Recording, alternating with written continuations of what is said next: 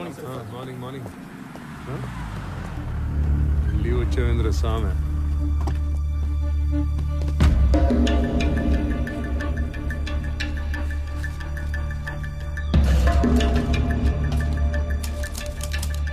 అరే మీరు దేని నుంచి తీసుకొచ్చి దేనికి తీగ కట్టారు రామారావు గారు? గ్రేట్. ఏమీ లేని ఒక విషయానికి ఎర్రచందనం రంగు పులివితే నేను సీరియస్ గా తీసుకుంటానని మీ ఎత్తుగడ. కొంపదీసి ఇక్కడున్న ఈ చెట్లు చూసి నీకేమైనా ఆలోచన వచ్చిందా? మీ అంత కాకపోయినా మేము షార్పే. ఎత్తుగడ కాదు, నిజం. ఏంది నిజం? మీరు చెప్పిన చెక్ పోస్ట్ రిజిస్టర్ లో గ్రానైట్ రాసి ఉంటే మీరు ఎర్రచందనం ఎట్లా చెప్తారు? తిరుపతిలో గ్రానైట్ లేదు. ఆ బెల్ట్ లో గ్రానైట్ ఒక్క ప్రకాశం జిల్లాలోనే ఉంది. వాళ్ళంతా అటు నుంచి అటే మెడ్రాస్ పోర్ట్ నుంచి ఎక్స్పోర్ట్ చేస్తూ ఉంటారు. పీలేరు చెక్ పోస్ట్ లో వర్మ తాలూకు కంటైనర్ల ఎంట్రీలు ఉన్నాయి. అంటే మంగళూరు పోర్టుకి వెళ్ళాయి. ఇక్కడ నుంచి మంగళూరుకి బయలుదేరిన మనుషులు కనపడట్లేదు. సరే అనుకుందాం. ఈ మిస్ అయిన సురేందర్కి కంటైనర్ల ఎంట్రీలకి సంబంధం ఏంది? అంటే వర్మతో కలిసి సురేంద్ర ఆ స్మగ్లింగ్ చేస్తున్నాడా? తప్పు కదంటారా సామె. ఈ కంటైనర్ల బ్యాచ్ మొత్తం మిస్ అయ్యారనే అనుకుందాం. వాళ్ళ ఇళ్ళలో వాళ్ళందరూ ఊరకే ఎందుకు కూర్చుంటారు? ఎక్కడ కంప్లైంట్ ఇచ్చినట్టు నా నోటీస్కి రాలేదే.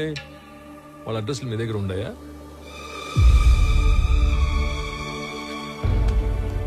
సారీ సార్, నా దగ్గర వేరే డీటెయిల్స్ ఏమీ లేవు. సురేందర్ది చీటింగ్ కేసు కాదు, మిస్సింగ్ కేసు అని ప్రూవ్ చేస్తానని చెప్పాను, చేశాను. మీకు అఫీషియల్ గా మెమో కావాలంటే పంపుతాను. వద్దులే, మాకు ఈ మెమోలు డెమోలు ఏం వద్దులే, కానీ మీ మిస్సింగ్ కేసు సీరియస్ గా తీసుకుంటాను. ఈడెవడ్రా స్వామి, అటు తిరిగి ఇటు తిరిగి మాల్కి దీనికి లింక్ పెట్టాడు.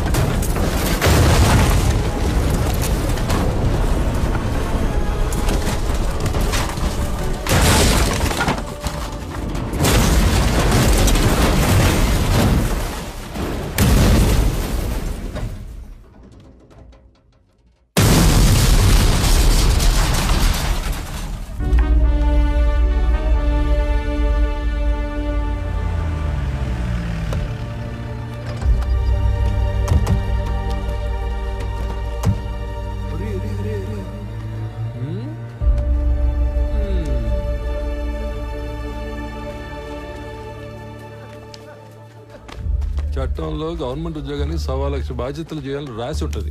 అవన్నీ చేయకూడదు. స్టాండర్డ్ గా కొన్ని ఉంటాయి. మూసుకొని అవి చేసుకుంటూ పోవటమే. అట్ట కాదు, అవన్నీ బాధ్యతలు నేనే చేసేస్తా, ఏదో ఉద్ధరించేస్తా అని అంతు లగెత్తావు అనుకో, ఇదిగో ఇటు యాక్సిడెంట్లు అవుతాయి, ఇటు కాలు ఎదుగుతాయి. అయినా ఇవన్నీ నాకెందుకులే, నువ్వే యాక్సిడెంట్ చేసావని నిజాయితీగా పైకి రిపోర్ట్ రాస్తా.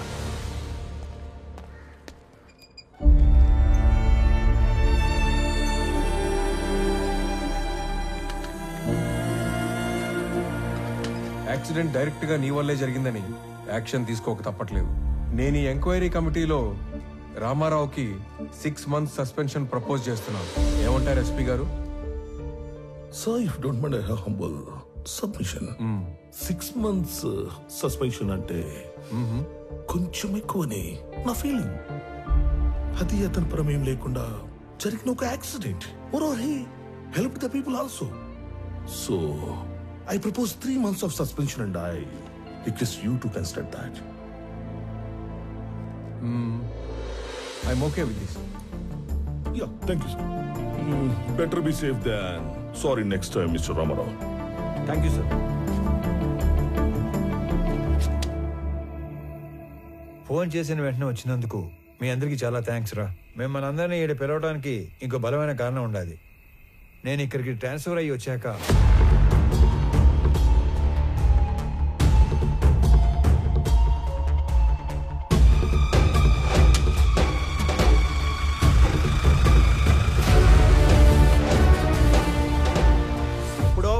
కాలంలో ఆ పెద్ద వర్మ మా మెంబర్, ఈడసలు మా మెంబరే కాదు. పండి పండి, ఎవడో మాల్ తోలేవాడి గురించి మమ్మల్ని అడిగితే మేమేం చెప్తాం? మాల్ అంటే రకరకాలు ఉంటాయి సార్, అవన్నీ మాకు తెలీదు. సార్, మాల్ అంటే ఎర్రచందనం సార్. మిస్ అయిన 20 మందికి ఆ మాల్కి ఏదో సంబంధం ఉందని అక్కడే తెలిసింది. అయినా మావా, ఈ మిస్ అయిన వాళ్ళందరూ కర్ణాటక పోలీస్ కస్టడీలో ఉంటారేమో, ఒకసారి చెక్ చేసుకోవచ్చుగా? సలీం, ఆ లిస్ట్ లో ఉన్న వాళ్ళు ఎవరు పోలీస్ కస్టడీలో లేరు, ఆల్రెడీ చెక్ చేశాం. అందుకే నేను దీని రూట్స్ లోకి వెళ్ళాను. నేను మొదటిసారి తిరుపతికి వెళ్ళినప్పుడు శేషాచలం ఫారెస్ట్ తో పాటు చాలా చోట్ల తిరిగి స్మగ్లింగ్ గురించి డీటెయిల్డ్ గా తెలుసుకున్నాను.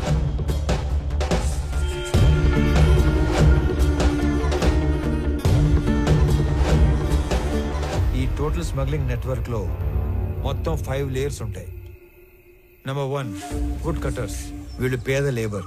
ఎక్కడో తమిళనాడులోని తిరువనమలై దగ్గర ఉన్న జవాదుమలై ప్రాంతం నుంచి వస్తారు. Second, loaders. వీళ్ళు శేషాచలం ఏరియాలో లోకల్ వాళ్ళు. సీక్రెట్ లొకేషన్ కి వుడ్ ని చేరుస్తారు. Third, keepers. వీళ్ళు కూడా లోకల్ వాళ్లే. సీక్రెట్ లొకేషన్స్ లో ఎర్ర చందనాన్ని కొన్ని రోజుల పాటు దాస్తారు. చిన్న మొక్కైనా సరే నీళ్ళలో వేస్తే మునిగిపోయే గుణమున్న ఈ ఎర్ర కొయ్యని ఒక్కోసారి నెలల కొద్దీ చెరువుల్లో కుంటల్లో దాచి ఉంచి కాపాడతారు. Fourth, transporters. వర్మ లాంటి వాళ్ళు సీక్రెట్ లొకేషన్ నుంచి పోర్టు దాకా చేరవేస్తారు. Fifth, exporters. వీళ్ళ కంపెనీల పేర్ల మీద ఎర్ర చందనాన్ని గ్రానైట్, ఫుడ్ లేదా టొబాకో పేరుతో ఎక్స్పోర్ట్ చేస్తారు. పెద్దగా రిస్క్ లేని పని చేసే ట్రాన్స్పోర్టర్స్ మొత్తం ఇప్పుడు మిస్ అవ్వడమే ఒక పెద్ద మిస్టరీగా ఉంది. ఈ 5 లేయర్లు కాకుండా వీళ్ళందరిపైన ఒక కింగ్ పిన్ ఉంటాడు. వాడుక భాషలో వాడినే డాన్ అంటారు. ఈసారి 12 కంటైనర్ల ఎర్ర చందనం, దాన్ని తీసుకెళ్తున్న మనుషులు మిస్ అయ్యారు కాబట్టి నా అంచనా ప్రకారం వాళ్ళ మనుషులు కూడా వెతుకుతూనే ఉండాలి. ఈ కేసుని క్రాక్ చేయడానికి మీకు తెలిసింది చెప్పండి, చేయగలిగింది చేయండి. మీ అందరికీ తెలుసు నేను మైసూర్ దూరదర్శన్లో పనిచేస్తానని. మంగళూరు పోర్ట్ ఏజెంట్ల ఇన్ఫర్మేషన్ మా దగ్గర ఉంది. ఈ ఎర్రచందనం స్మగ్లింగ్ మీద మేం డాక్యుమెంటరీ చేసినప్పుడు ఇదంతా గ్యాదర్ చేశాం. నీకేమైనా కాంటాక్ట్ తెలుసా? మైసూర్ ఫోన్ చేసి రేపే కొలీగ్ దగ్గర కాంటాక్ట్ తీసుకుంటా.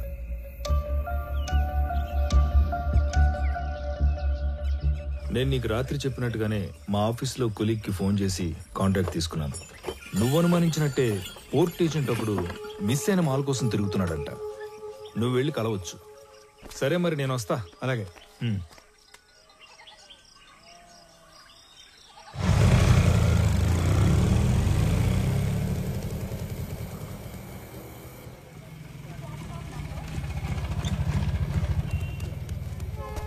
స్టాండ్ అని చెప్పి రైల్వే స్టేషన్ తీసుకొచ్చినావు ఏందన్నా? చిన్న పని మీద వెళ్తున్నాను రా, నువ్వు వెళ్ళు. అన్నా ఇంతకీ ఆడికి పోతున్నావు? సురేంద్ర అని నీకు తెలియదులే, అతని మిస్సింగ్ కేసు పని మీద అర్జెంట్ గా మంగళూరు వెళ్తున్నా. ఇంట్లో మాత్రం నేను హైదరాబాద్ వెళ్తానంటే చెప్పాలి, ఓకేనా? వెళ్ళు వెళ్ళు వెళ్ళు వెళ్ళు.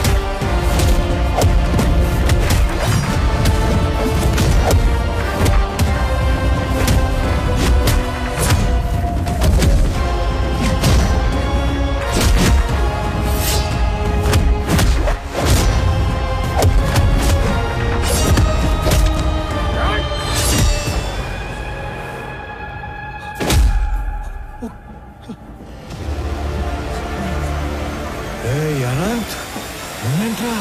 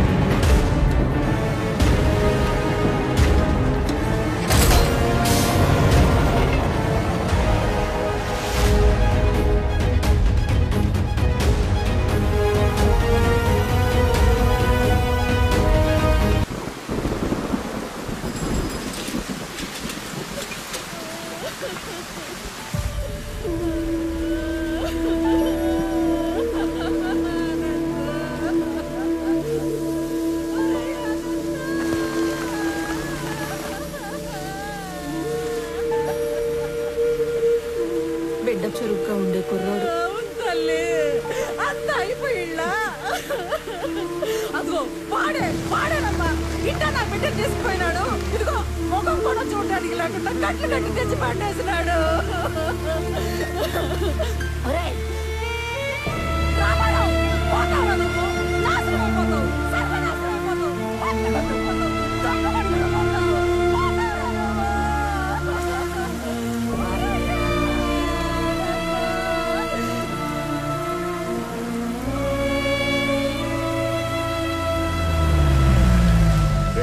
బస్ లో హైదరాబాద్ పోవాల్సిన ఓడివి ట్రైన్ లో మంగళూరు ఎందుకు పోతాండావురా? మీ పిన్ని శాపనాకాలు మన కుటుంబానికి తగిలేట్టు ఉన్నాయిరా. ఈ గందరగోళంలో నా గుండె ఆగిపోయేట్టు ఉందిరా. నిజం చెప్పరు. అయినా నేను చెప్పింది నిజమేనా? నిజం కాదు, అన్ని ఉత్త కూతలే. ఇదిగో పెద్దాయనా, మీ వాడు ఏం చెప్పాడు? ఆ బాడీ ట్రైన్ లో నుంచి జారి పడిందన్నా. అస్సలు కాదు, రన్నింగ్ ట్రైన్ లో నుంచి ఎవడో బలవంతంగా తోస్తే ఆ బాడీ బయటపడి తుక్కు తుక్కు అయ్యింది. హే రామారావు, బల్లె దొరికారా సామె. ఈసారి ఉళ్ళ నువ్వు తప్పించుకోవటం నన్ను తిక్కమక్క పెట్టేంత తేలిక కాదు. ఉడుం పట్టు పట్టేస్తా. పాపా స్టేషన్ పోతాంపా. అరే నువ్వు కదలరా సామె, నేను ఎంక్వైరీ చేయాలి. రామారావు, ఇది నువ్వు ఇన్వాల్వ్ అయ్యే టైం కాదు. ఇప్పుడు మా ఇంట్లో ఎమోషన్స్ కంట్రోల్లో లేవు. అనవసరంగా నన్ను ఇరకాటంలో పెట్టాల్సిన అవసరం లేదు నీకు. ఉందిగా, అవసరం ఉంది. అవును, అప్పుడు మనం మొదట్లో కలిసినప్పుడు ఏదో చెప్పావు. క్రిమినల్స్ నేరం చేసినప్పుడు దొరకటం కన్నా పోలీసులకి అవసరం ఉన్నప్పుడు దొరకటం ఎక్కువ. అదే మరి ఇప్పుడు నువ్వు నాకు అవసరం. పాపా స్టేషన్ పా. పైగా ఈ జనాలందరూ చూస్తున్నప్పుడు నిన్ను స్టేషన్ తీసుకెళ్ళడం నాకు ఇంకా అవసరం కాదు. వాటన్నిటికంటే ముందు నీకు నీ జాబ్ అవసరం. నువ్వు పుట్టింది ఒంగోలు రైల్వే ట్రాక్ పక్కన ఒక చిన్న గుడిసెలో. మీ తాత మీ నాన్నకిచ్చింది ఆ గుడిసె 6 డజను పందులు. మీ నాన్న నీకిచ్చింది ఒంటి నిండా దెబ్బలు, వీపు నిండా వాతలు. నీకు వచ్చిన జీతం అంతా దాచిపెట్టిన నీ ఆస్తి మొత్తం 9 నుంచి 10 లక్షలు ఉండాలి. కానీ ఈరోజు నీ ఆస్తి దాదాపు 3 కోట్లు. దానికి సంబంధించిన పత్రాలు, పాస్బుక్లు అన్ని డీటెయిల్డ్గా నా దగ్గర ఉన్నాయి. పైగా పిల్లలు లేని మీ దూరపు చుట్టం ఒక పోలీస్ ఆఫీసర్ చనిపోతే చిన్నప్పుడు నిన్ను దత్తత తీసుకున్నాడని ఫేక్ సర్టిఫికెట్ పెట్టి కంపాషనేట్ అపాయింట్మెంట్ కింద ఈ పోలీస్ జాబ్ కొట్టేశావు. ఒక్క రిజిస్టర్ పోస్ట్ పంపితే దాంతో నీ జాబ్ మటాష్. చేతి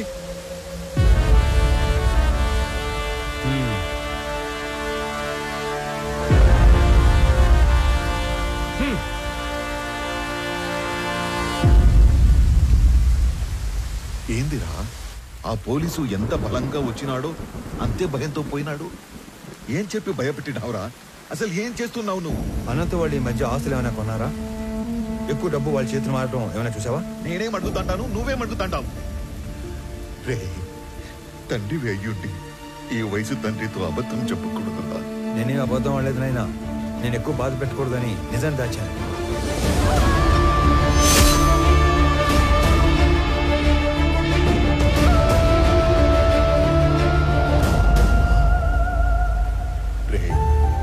నీకు ఇంత కట్టుకదా అల్లాల్సిన అవసరం ఏమీ లేదు. నా కళ్ళ ముందే పెరిగిన అనంతు అడ్డంటోడు కా.